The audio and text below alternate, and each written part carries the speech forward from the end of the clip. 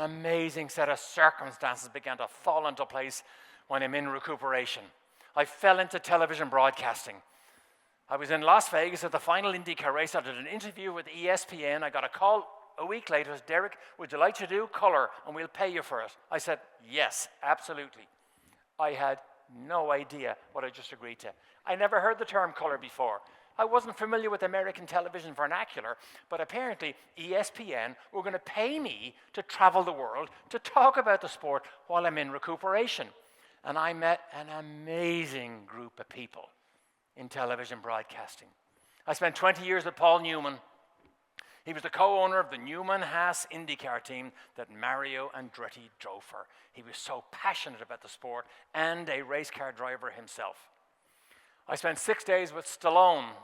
I had a racing school in Las Vegas. Sylvester Stallone, we know Rocky is his natural athletic activity. He knows what boxers do. He can play that part. But to be a race car driver, he wanted to be in the car, behind the wheel, driving on a racetrack. And so he came to our school, and I was his coach for 6 days. Might have been the worst student we ever have come through our school, but he was a $50 million a movie guy at the time.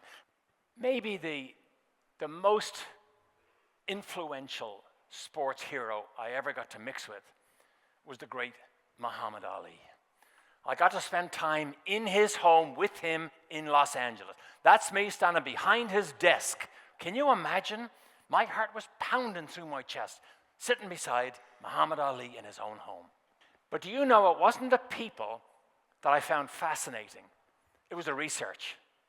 Because do you know, when I researched the number of extraordinary teams who ever get the privilege of celebrating on our victory podiums. You know what the victory podium looks like in our sport. In Formula One, they have champagne and they spray it all over the mechanics and the engineers. They're all down there. At the Indy 500, they have an amazing tradition. They hand the winner a bottle of milk. But you know, the victory podium is a place where the team's got to make a statement. On that day, against our competition, didn't matter what the decision-making we needed to have. Didn't matter what the pressure was.